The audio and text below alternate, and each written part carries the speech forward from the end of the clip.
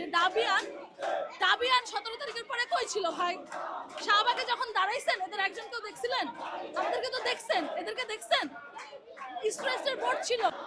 আজকে 6 মাস 7 মাস অলমোস্ট, হ্যাঁ আমরা কিন্তু ধৈর্য ধরেছিলাম। অনেকে বলছে প্রাইভেট কোথায়, প্রাইভেট কি হয়েছে, আমরা কিন্তু তাদের সাথে কাজ করছিলাম, কিন্তু তারা আমাদেরকে কোথাও ওইভাবে হাইলাইটেড করেনি। তারপরেও আমরা চুপ ছিলাম যে ঠিক আছে, আমাদের দেশে সংস্কার প্রয়োজন। এখন যদি আমরাই মানে যুদ্ধ করি তাহলে সংস্কার সম্ভব না, তাই তো? একদল এসে সেটা দখল করে নেবে। সেই জায়গা থেকে আমরা প্রথম থেকে একদম বিনম্র ভূমিকা পালন করেছি।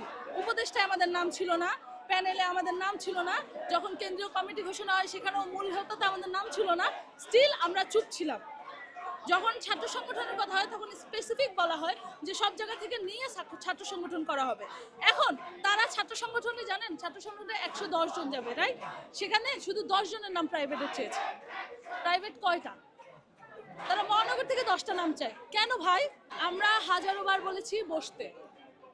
আমরা চাইনি যে মিডিয়ার সামনে এত বড় একটা মানে মব ক্রিয়েট হোক, এই ধরনের একটা ঝামেলা হোক যেটা আমাদের সংস্কারকে বাধা দিবে।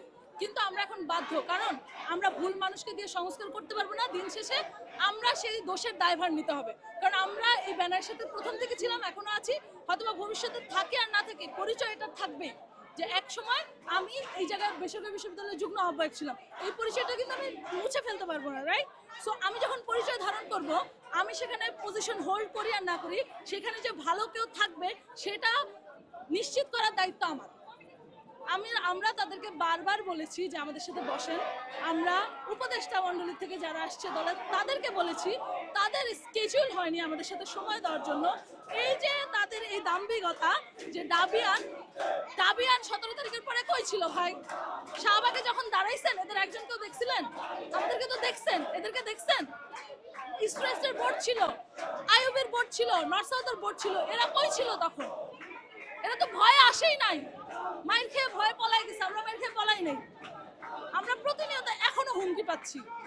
এখনো যারা দোসরদের লোকজন আছে তারা বিভিন্ন আননোন নাম্বার থেকে ফোন দিয়ে বলে যে খুব বারবার শোনা, কারণ আমাদের তো পজিশন নাই ভাই। আমাদেরকে টানার মতো একটা লোক ছিল ডাবির, তাকেও মাইনাস করে দেওয়া হয়েছে, কারণ সে আমাদেরকে টানে, প্রাইভেটকে টানে, মহানগরকে টানে। রিফাত রশিদ, আপনারা কিন্তু সবাই রিফাত রশিদকে চিনেন, রাইট? রিফাত রশিদ একটা পপুলার ফেস, তাহলে তাকে মাইনাস করার এখানে কোনো রিজন নেই। আমাদেরকে মাইনাস করছে, আমরা বুঝলাম যে আমরা পপুলার ফেস না, আমাদের সময় লাগবে পপুলারিটি গেইন করতে, কিন্তু সে তো একটা পপুলার ফেস। সে তো অনেক, যারা এই যে কমিটিতে যাদের নাম দেওয়া হচ্ছে বা যাদের নাম দেওয়ার চেষ্টা করা হচ্ছে তাদের থেকে সে কিন্তু পপুলার ফেস। এটা মিডিয়াও জানে, আমরাও জানি, অন্যরাও জানে। তাহলে তার নাম কেন মাইনাস হয়েছে? তার মানে এটার একটাই কারণ, সে প্রাইভেট আর মহানগরকে সাপোর্ট করে, সে ডাবিয়ানদের পিছন পিছন ঘুরে না। তাহলে আপনারা যদি এই ধরনের মনোভাব রাখেন তাহলে তো আমরা আপনাদেরকে এত সহজে আমাদের রক্তে অর্জিত স্বাধীনতা নিয়ে যেতে দিব না ভাই। আমরা তাদেরকে এখনো বলছি যে ছাত্র সংগঠন রাজনৈতিক সংগঠন ঘোষণা হলে প্রাইভেটের সাথে মহানগরের সাথে বসতে হবে, পাবলিকলি আলোচনা করতে হবে। তারা কিছু মানুষ আলোচনা করে কাউকে পদ পদবি দিতে পারবে না, সেটা আহ্বায়ক হোক, মুখ্য সংগঠক হোক, মুখপাত্র হোক অথবা সদস্য সচিব হোক। সেখানে প্রাইভেট থাকতে হবে, সেখানে মহানগরের একজন থাকতে হবে, পাবলিকের একজন থাকতে হবে, দাবির একজন থাকতে হবে। 4টা পদ আছে। 4টা পদে কেন 4টা জায়গার মানুষ নাই? 4টা জায়গার না মানুষ থাকলো, ধরেন আমরা বলবো রাজনৈতিক এক্সপিরিয়েন্স থেকে আমরা কাউকে সামনে দিচ্ছি, কিন্তু সে কে হবে? সে হবে যে আমি প্রাইভেটে না থাকলেও সে থাকলে আমি ভরসা করতে পারবো যে প্রাইভেটে যে কোনো একটা দরকার আমি ফোন দিলেই তাকে পাবো, নাইলে তো আমার দরকার নেই। গুঞ্জন উঠেছে যে আওয়ামী লীগের সময়ে যাদেরকে ক্যাম্পাস থেকে ছাত্রলীগ জোর করে বিভিন্ন মিছিল মিটিংয়ে নেওয়া হচ্ছে, সে সমস্ত ছাত্রলীগ যদিও পদে ছিল না, তারাও নাকি নতুন ছাত্র সংগঠনে আসতেছে। দেখেন, এই গুঞ্জনটা আমরাও শুনছি, কিন্তু আমাদেরকে প্রথম থেকে এখন পর্যন্ত আশ্বস্ত করা হয়েছে যদি এমন কেউ থাকে বা এমন কেউ আসে তাকে সরাসরি বহিষ্কার করা হবে যদি প্রুফ সহ থাকে। এখন যে জিনিসটা হচ্ছে, প্রুফ সহ থাকা না থাকার জন্য তো আমার একজনকে রিচ করতে হবে। সেই মানুষটা কোথায়?